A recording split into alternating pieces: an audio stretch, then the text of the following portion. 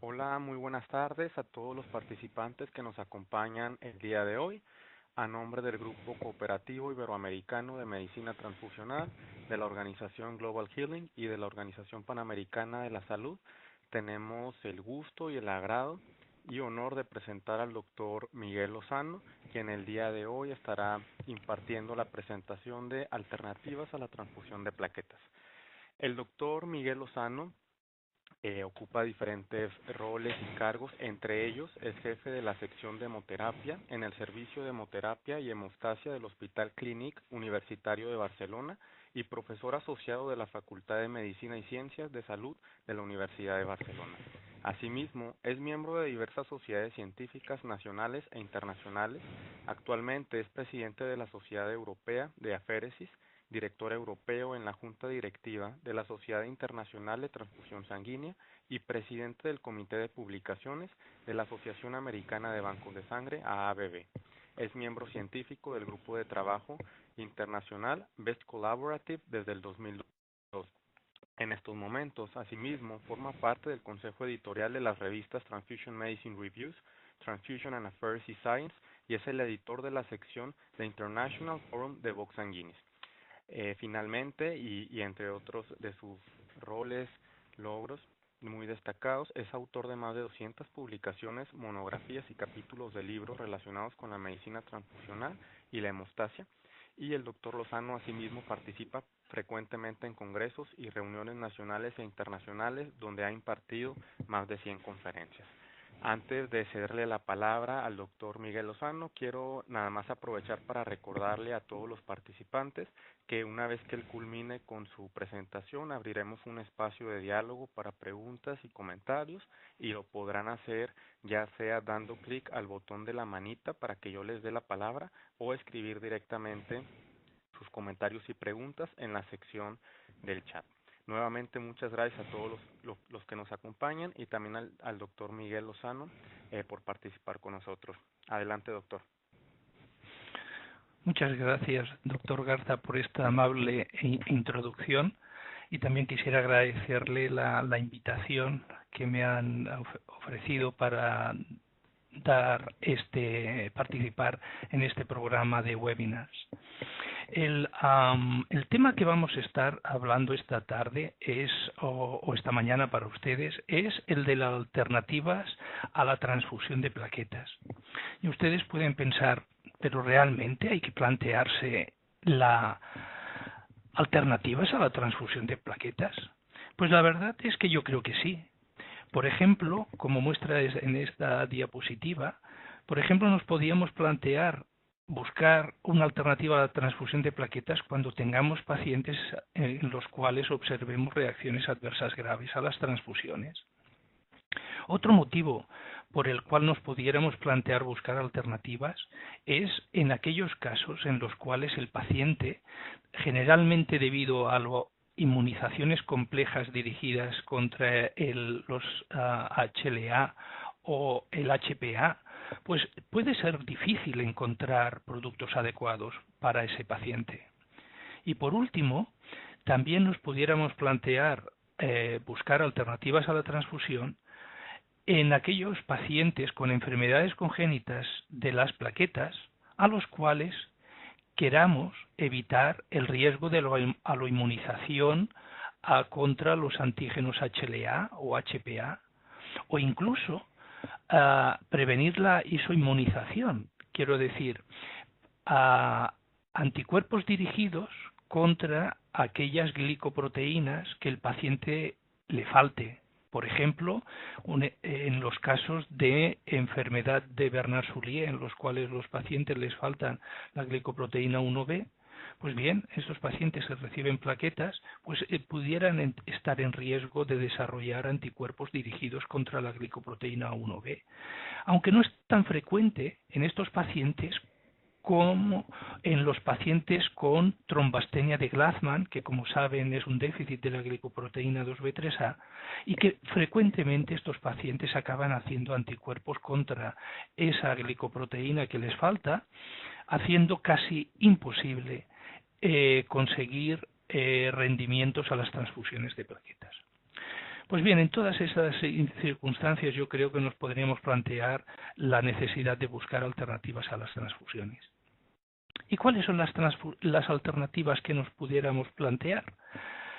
Pues bien, aquí en esta diapositiva les muestro cuáles creo que son auténticas alternativas. Y la primera, como pueden ver, es la transfusión de concentrados de de concentrados de Matías. Y pueden pensar, pero este hombre confunde una cosa con otra. No, déjenme explicarles las razones por las cuales creo que la transfusión de concentrados de Matías en realidad pueden ser una alternativa a la transfusión de plaquetas.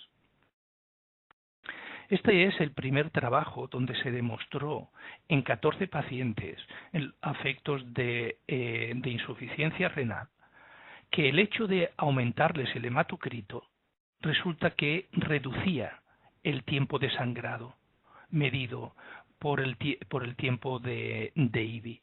Como pueden ver, en 10 de los 14 pacientes a los cuales se transfundió para aumentar el hematocrito, realmente se consiguió reducir el tiempo de hemorragia.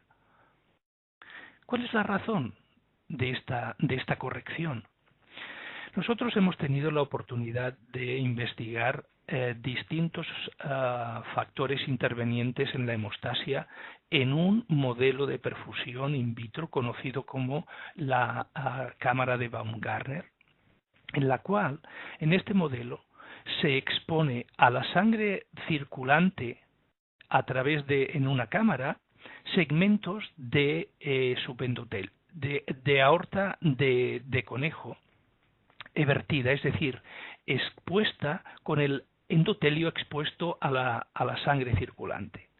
En este modelo, modificando las condiciones de circulación, nosotros podemos investigar distintos factores. Por ejemplo, si utilizamos sangre anticoagulada con citrato, nosotros podemos estudiar cuáles son los factores implicados en la adhesión y en la agregación plaquetaria.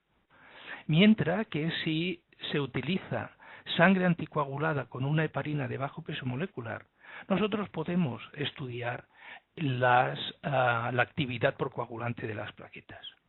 Pues bien, en este modelo particular, nosotros, en concreto el doctor escolar de nuestro grupo, estudió el efecto de diferentes combinaciones de hematocrito y recuento plaquetario.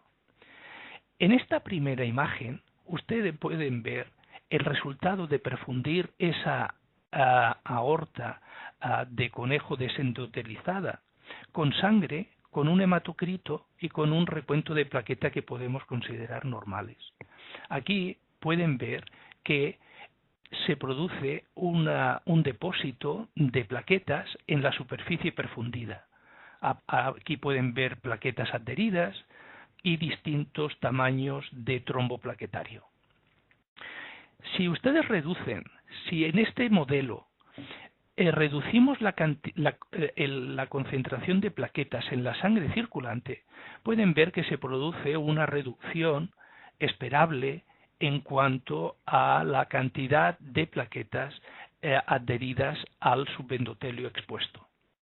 Y esta reducción es aún mayor cuando el recuento de plaquetas se reduce a 50.000 mientras se mantiene el hematocrito del 41%. Pero fíjense qué sucede cuando reducimos el hematocrito al 19% mientras mantenemos el recuento de plaquetas. Fíjense que a pesar de mantener una cifra normal en la circulación de plaquetas, la cantidad de plaquetas que han sido capaces de adherirse al subendotelio se ha reducido de forma más que significativa. Por ejemplo, con respecto al control, en el cual la cifra de plaquetas era similar, pero el hematocrito era normal. Y evidentemente, cuando combinamos una reducción del hematocrito y combinamos una reducción del recuento, la capacidad de las plaquetas para interaccionar con el endotelio disminuyen de forma significativa. ¿A qué se debe esto? Pues se debe a la reología de la sangre en circulación. En condiciones normales, los hematíes y los leucocitos, las células de mayor tamaño, circulan en la parte central del flujo, empujando a las plaquetas hacia la periferia, hacia las paredes del vaso, por una cuestión simplemente de hemorreología. Este desplazamiento inducido por los hematíes de las plaquetas hacia las paredes del vaso, evidentemente va a ser crítico para facilitar que las plaquetas interaccionen con el subendotelio expuesto en caso de una herida. Es por esto que, a la vista de la evidencia disponible, parece recomendable mantener niveles de hemoglobina de alrededor de 90 gramos por litro en pacientes trombocitopénicos en los cuales sea difícil mantener recuentos adecuados de plaquetas.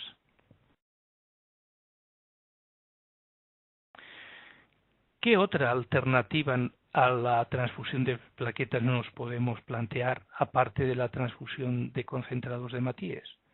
Pues afortunadamente en los últimos años han aparecido ciertos fármacos con un efecto prohemostático. Vamos a empezar viendo el primer grupo de ellos, que serían los antifibrinolíticos. Los antifibrinolíticos resulta que son análogos estructurales de un aminoácido, la lisina. En el mercado existen dos análogos de la lisina con efecto antifibrinolítico. El primero en ser comercializado fue el epsilon-aminocaproico y posteriormente se introdujo en el mercado el ácido tranexámico. La diferencia fundamental entre el ácido epsilon-aminocaproico y el ácido tranexámico es que el tranexámico contiene en su molécula una molécula de hexano que resulta que hace que la molécula sea muy liposoluble, aumentando la liposolubilidad y aumentando también la potencia, de forma que cuando se utilice el tranexámico se requiere una dosis menor y a una frecuencia también menor respecto al ácido epsilon-aminocaproico, convirtiéndolo al tranexámico en la molécula de elección en la mayoría de las situaciones clínicas. A la izquierda tienen ustedes un esquema de cuál sería el funcionamiento normal de la fibrinólisis, que consiste en que el plasminógeno se une a la fibrina formada y junto al activador tisular del plasminógeno, que va a convertir el plasminógeno en plasmina, que va a provocar la digestión, la división de las moléculas de fibrina, generando lo que conocemos como los productos de degradación de la fibrina. Sin embargo, en presencia de ácido aminocaproico o de tranexámico, que se unen a este lugar de unión a la fibrina, resulta que este mecanismo queda bloqueado y estaremos interfiriendo con los mecanismos de la fibrinólisis. La verdad es que no conocemos muy bien cuál el impacto de este mecanismo, pero imaginamos que mediante la inhibición de la fibrinólisis estamos decantando hacia una situación procoagulante el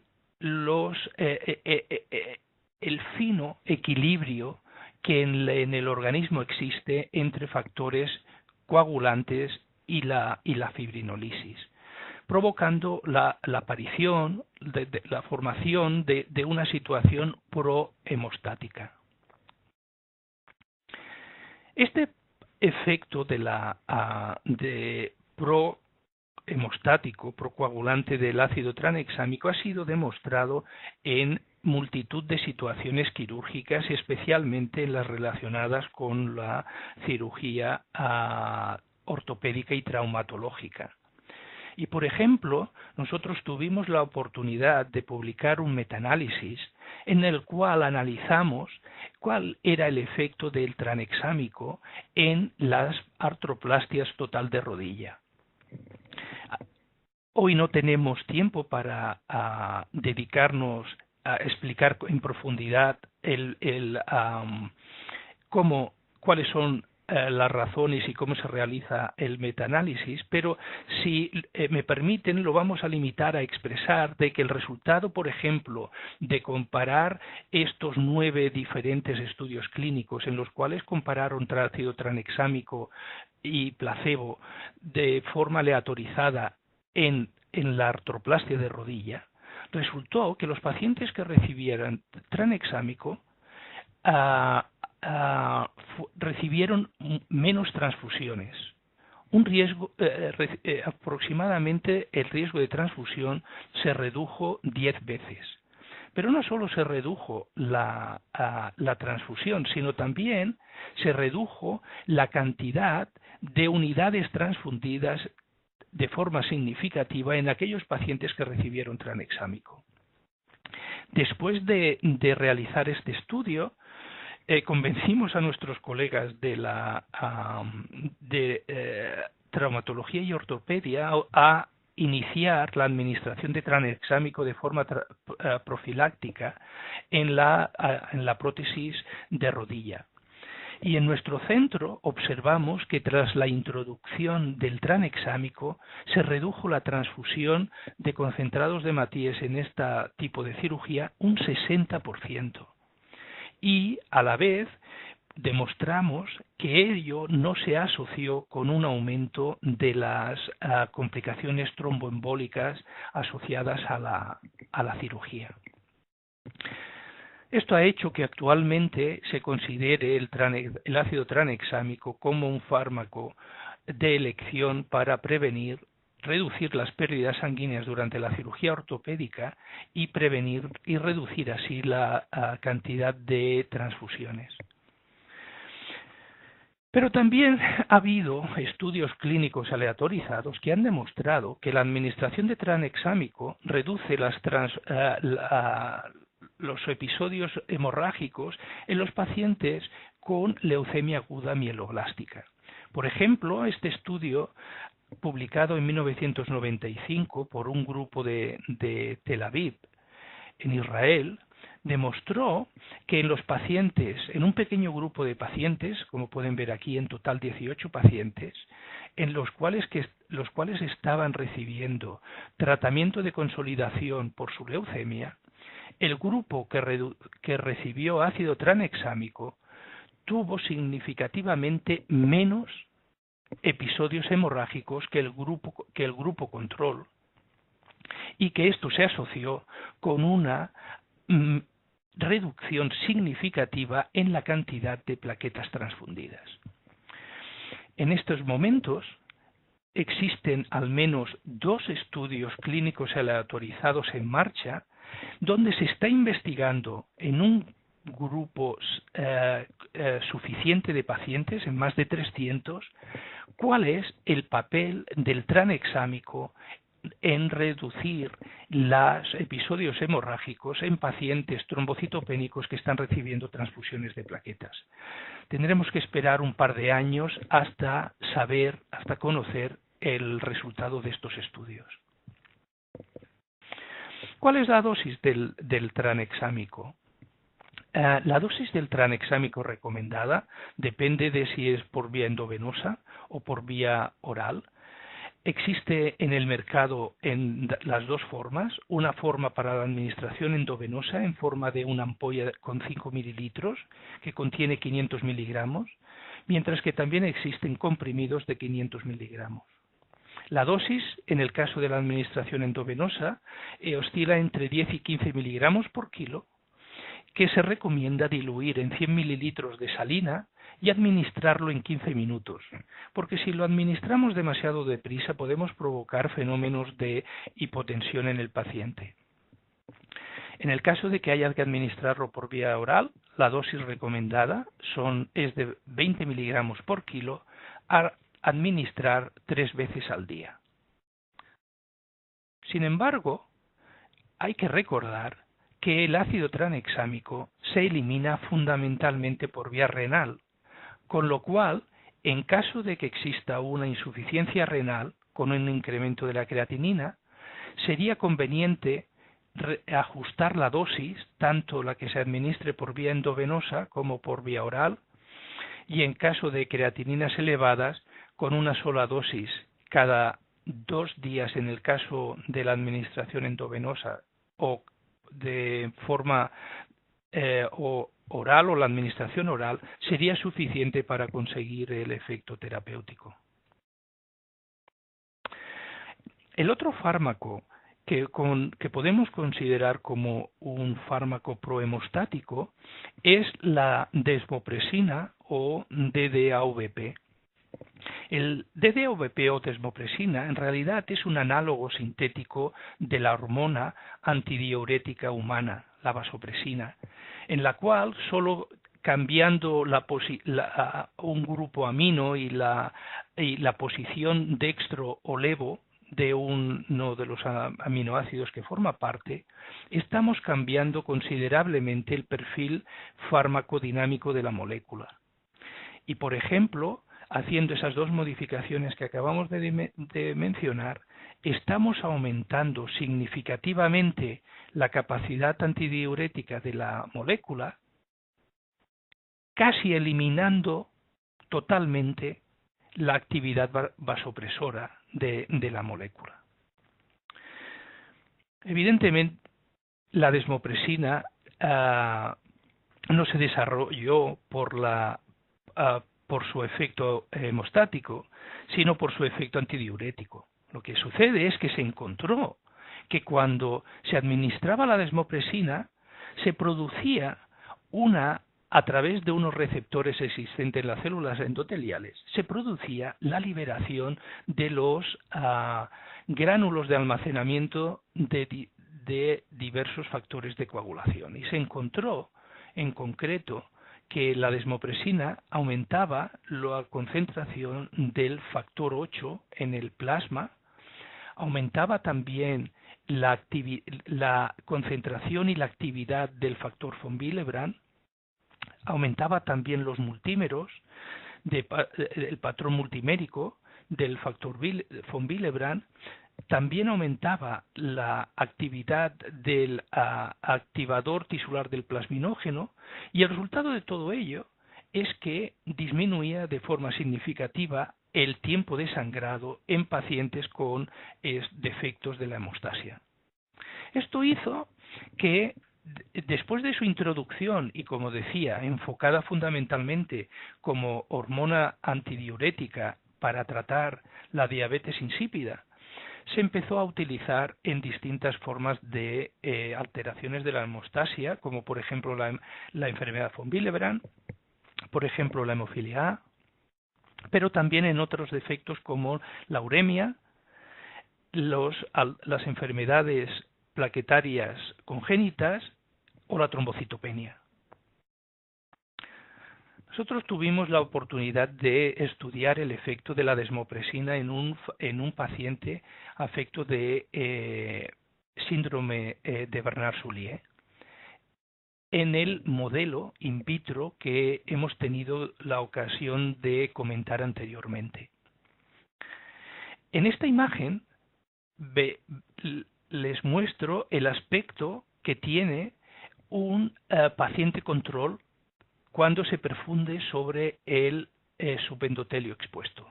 Pueden ver aquí que se han formado grandes agregados plaquetarios de distinto tamaño, desde plaquetas adheridas a plaquetas en las cuales con un gran volumen de agregado.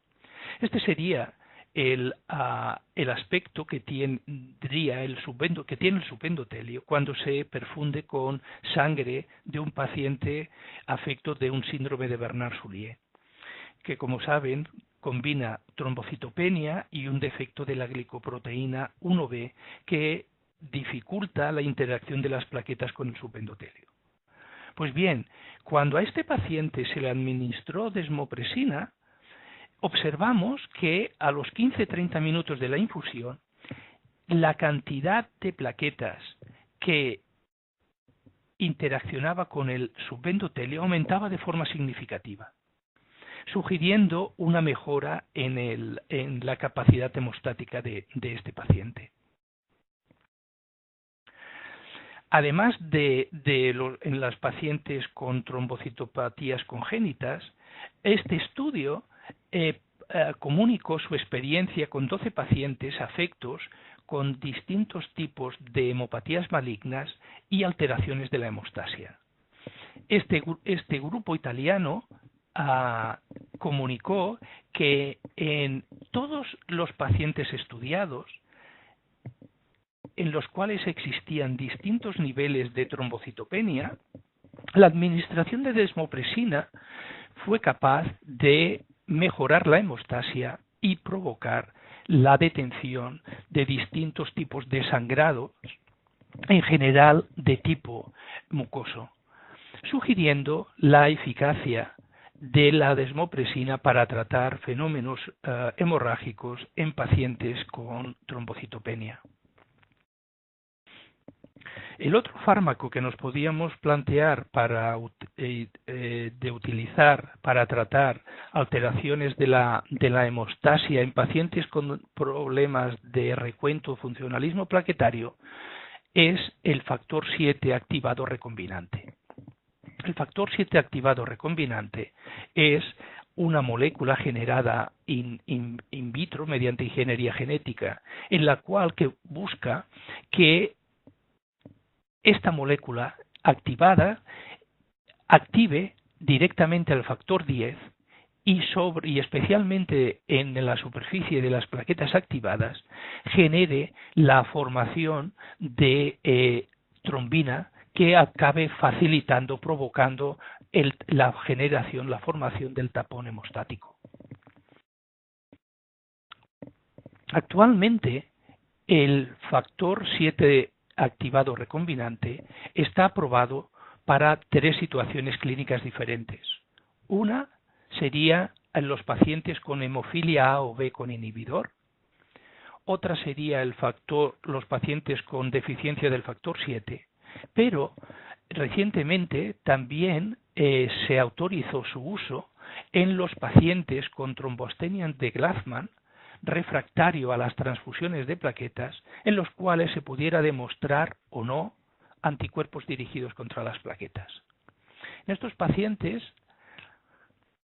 la dosis recomendada a administrar a los pacientes es de 90 microgramos por kilo cada 2 a 6 horas hasta que la hemostasia sea lograda. Y es importante recordar aquí que distintos estudios sugieren que la eficacia terapéutica del factor 7 activado recombinante es mayor cuanto más precoz se administra en el episodio de sangrado. Si esperamos demasiadas horas, la eficacia cae de forma significativa. En el caso que nos planteemos la administración del factor 7 activado recombinante para prevenir un sangrado durante una maniobra invasiva operatoria quirúrgica, en este caso la dosis recomendada sería 90 microgramos por kilo igualmente, administrada antes de la cirugía, y repetir la dosis cada 2 horas mientras dure el procedimiento. Evidentemente también es importante administrarlo en el periodo postquirúrgico para prevenir la hemorragia postoperatoria.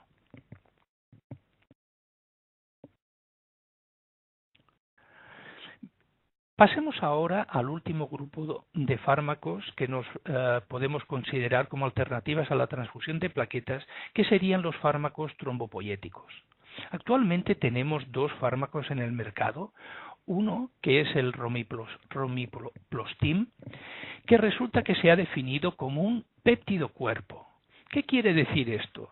Quiere decir que la molécula se ha desarrollado, se ha construido en el laboratorio combinando un péptido una pequeña cadena de aminoácidos junto a un fragmento de anticuerpo que facilita que esa molécula se mantenga en la circulación el tiempo necesario para que realice su efecto terapéutico.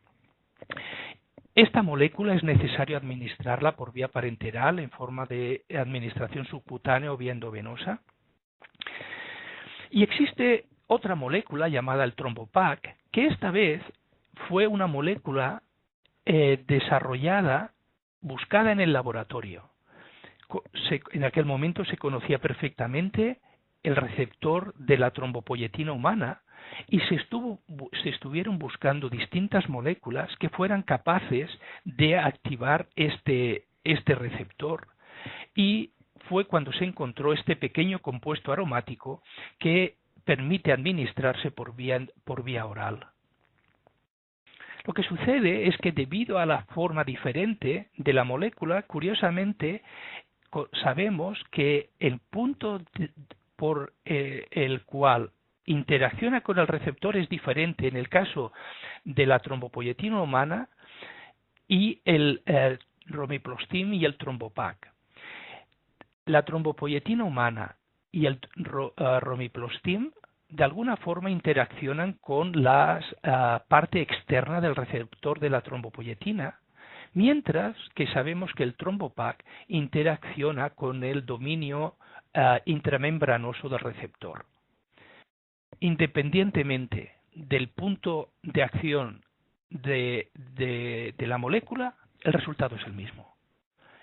Provoca el desencadenamiento de toda una serie de moléculas que van a dar lugar a la estimulación de la producción plaquetaria por parte de los megacariocitos y al incremento del recuento.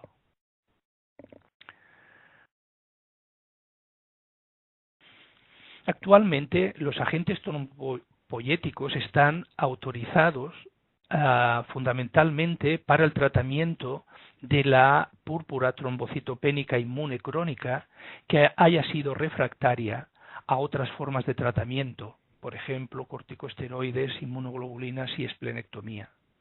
Lo que pasa es que también se ha comunicado, se ha intentado el tratamiento en otras formas de trombocitopenia. Por ejemplo, en pacientes con síndrome mielodisplásicos de bajo riesgo. En este estudio en concreto, 44 pacientes con estas formas de síndrome mielodisplásico recibieron 4 dosis diferentes de romiplastim por vía subcutánea. Y se encontró que un 46% de ellos obtuvieron una respuesta duradera. Lo que sucede es que en un 11% de ellos se encontró efectos adversos graves, y en 2 pacientes de ellos la enfermedad progresó a una leucemia aguda mieloblástica. Además de estos 2 pacientes, en un 9% se encontró un aumento del recuento de blastos mayor al 20%, pero curiosamente que cuando se suspendió el fármaco, esta cifra de blasto disminuyó. La otra molécula, el trombopac, que es activa por vía oral, también ha sido utilizada en otros grupos de pacientes. Por ejemplo, ha sido utilizado en pacientes con anemia plástica refractaria. Por ejemplo, un estudio incluyó 25 pacientes a los cuales se administró 50 miligramos por vía oral, que se pudo incrementar hasta 150 miligramos durante 12 semanas. En este grupo, todos excepto uno de los pacientes requirió una dosis de 150, y fue interesante porque aproximadamente un tercio de ellos, de estos pacientes con anemia plástica refractaria, resulta que no necesitó transfusiones de plaquetas. Otro grupo de pacientes en los cuales se ha investigado el efecto del trombopac son en pacientes con macrotrombocitopenias. Son pacientes con lo que se conoce alteraciones en el gen de la cadena pesada de la miosina 9. Pues bien, en este estudio, 12 pacientes con este tipo de macrotrombocitopenias recibieron 50 miligramos diarios durante 3 semanas. Y se observó que en 8 de los 12 se consiguió una respuesta mayor, que quiere decir que recuentos de plaquetas superiores a 100 gigas por litro, al menos en 3 recuentos. En 3 de ellos se encontró una respuesta menor y no hubo respuesta en uno de ellos. Este estudio de alguna forma sugiere que en este tipo de pacientes con macrotrombocitopenia, especialmente antes de una maniobra invasiva como puede ser una intervención quirúrgica, nos podríamos plantear administrar el trombopac al menos durante 3 semanas, porque sería el tiempo que tarda en observarse la respuesta, para conseguir aumentar el recuento de plaquetas y del paciente y de esta forma poder ir a la cirugía sin riesgo de sangrado. Bien, llegamos al final de la presentación y pudiéramos concluir que la transfusión de plaquetas continúa siendo el pilar principal en el manejo de los pacientes con alteraciones cualitativas y cuantitativas de las plaquetas, pero que se pueden considerar diferentes estrategias para reducir o evitar administrar transfusiones de plaquetas. Sin embargo, creo que se requiere un profundo conocimiento de los mecanismos de acción y de los potenciales efectos adversos para indicar cuál es la mejor estrategia para cada paciente.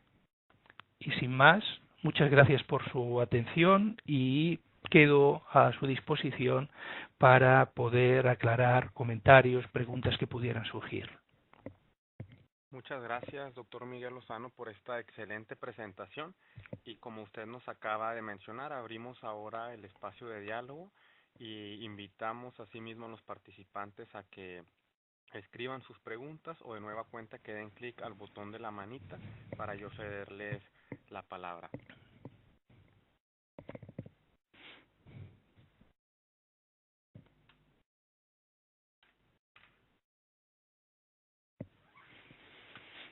¿Alguna pregunta o comentario por parte de los participantes?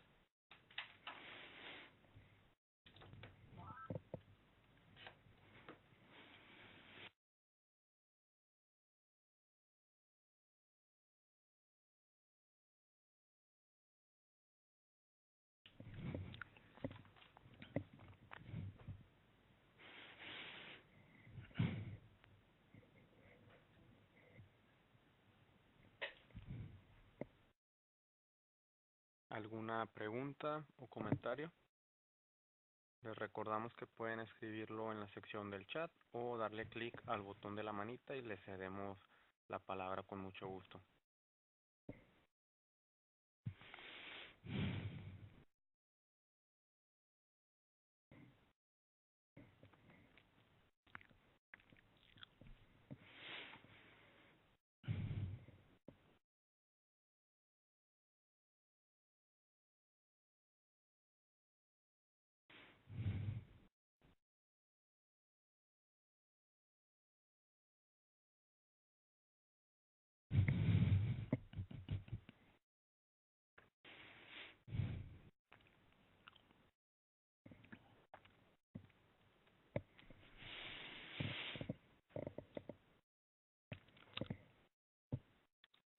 Doctor Garza, quizás para romper el... mire, ya tenemos una pregunta. Sí, acaba de llegar una. Si gusta leerla, doctor Miguel. Vamos a ver si... ¿dónde la puedo ver? Aquí. Sí, en la sección del chat.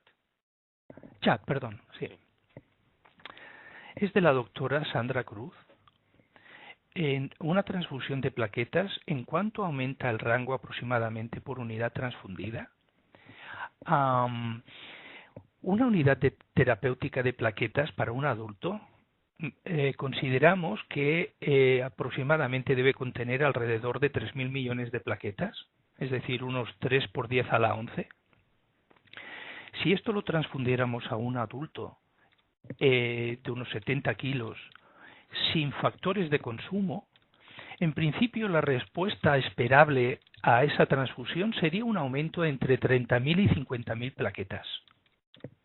Lo que sucede es que, desgraciadamente, frecuentemente los pacientes tienen factores de consumo que hacen que el rendimiento pues no sea el esperado. Muchas gracias, doctor Miguel, por su respuesta, y gracias a la doctora Sandra Cruz por su pregunta. Invitamos nuevamente a los participantes a que, si tienen alguna pregunta o comentario, la escriban en la sección del chat o dar clic al botón de la manita.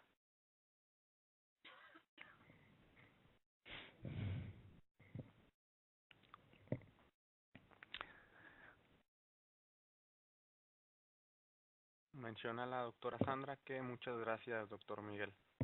Un placer. Mientras alguien se anima, quisiera añadir un comentario respecto a que probablemente de los fármacos que hemos estado revisando, el que probablemente oiremos más en el futuro es el ácido tranexámico, porque creo que, como les decía, esos dos estudios, al menos dos estudios clínicos aleatorizados que se están llevando a cabo en Estados Unidos y en Reino Unido y Australia, nos van a guiar en cuanto al potencial papel que este fármaco va a tener en el tratamiento, en el soporte de los pacientes trombocitopénicos. Porque, como probablemente recuerdan, el estudio PLADO, en el cual publicado en el New England, en el cual se comparó 3 dosis diferentes de plaquetas en pacientes trombocitopénicos, y el estudio encontró que en realidad no hubo diferencias en cuanto a las 3 dosis respecto a la presencia de sangrado. ¿Por qué? Porque incluso en pacientes que reciben transfusiones profilácticas de plaquetas durante la trombocitopenia, casi un 70% de ellos tenían episodios de sangrado que pudiéramos considerar como clínicamente significativos. Con lo cual, ahora nuestra estrategia, o lo que vamos a buscar, es añadir alguna otra cosa a las plaquetas, a la transfusión de plaquetas, para conseguir reducir aún más estos episodios de hemorrágicos que los pacientes trombocitopénicos sufren. Muchas gracias, doctor Miguel Lozano, por este comentario. Y nuevamente también recordar a los participantes, si tienen alguna pregunta, comentario, ahora es el momento, lo pueden escribir o indicarnos y les cedemos la palabra.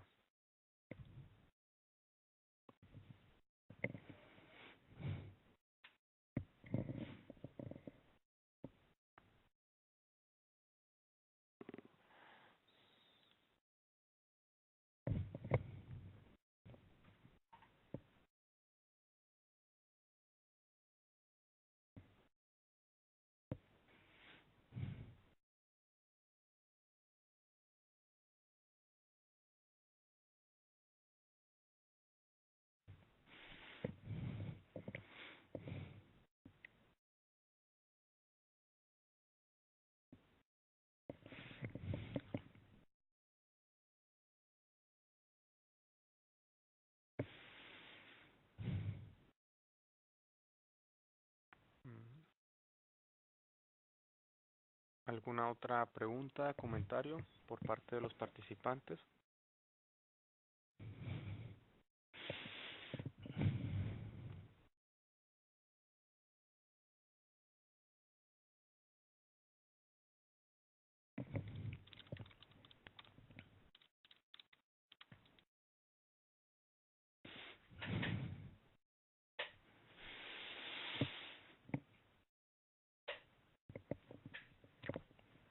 La doctora Sara Gaitán envía una pregunta en la que dice: buenas tardes. ¿Ácido tranexámico tiene interacciones con otros fármacos de las cuales se debe alertar? El ácido tranexámico es un fármaco esencialmente seguro, con lo cual interacciones no existen, significativas no existen. Lo que sí habría que tener en cuenta es, como ya he mencionado, es el ajuste de la dosis en presencia de una insuficiencia renal, porque debido a su eliminación esencialmente a través del filtrado glomerular, en caso de insuficiencia renal, habría riesgo de acumulación. Respecto a los potenciales efectos adversos, aparte del obvio de aumentar las reacciones, los episodios tromboembólicos, que, como les mencionaba, la evidencia acumulada cada vez más y más frecuentemente es que no aumenta de forma significativa. Hay un caso publicado de alteración de los colores tras la administración de una dosis de tranexámico en un episodio de cirugía. El paciente empezó a ver alteraciones del color que desaparecieron cuando el fármaco se metabolizó. Pero sería el único efecto adverso del tranexámico que ha sido reportado, como les decía, parte del potencial riesgo trombótico, que hace obvio que en caso de pacientes con historia de tromboembolismo o historia de trombofilia, pues sería recomendable no utilizar. Muchas gracias, doctor Miguel Lozano, por su respuesta, y también a la doctora Sara Gaitán por su pregunta.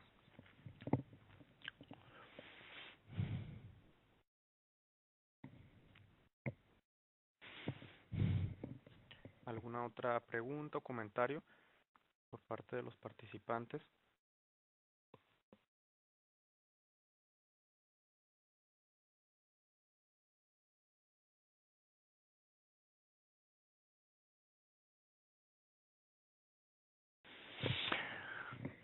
Doctor Garza, si me permite un aspecto que no he tratado en mi presentación, pero que representa una ventaja asociada al uso del tranexámico, es su precio. Resulta que al menos en Europa es extraordinariamente barato. Una caja de 6 ampollas costa el equivalente a $1.50. Oh, wow. Con lo cual,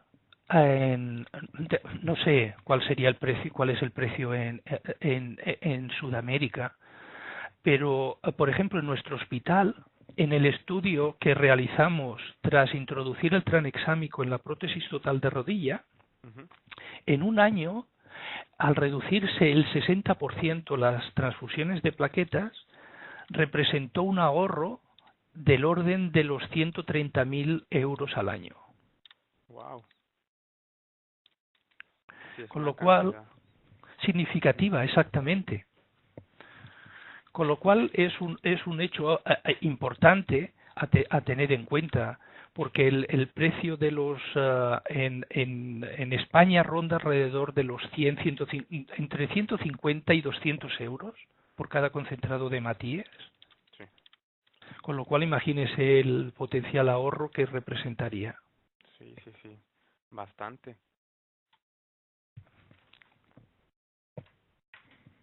Y ese es precisamente, esos datos numéricos, doctor, ¿aparecen en la publicación a la que usted hizo referencia durante la presentación?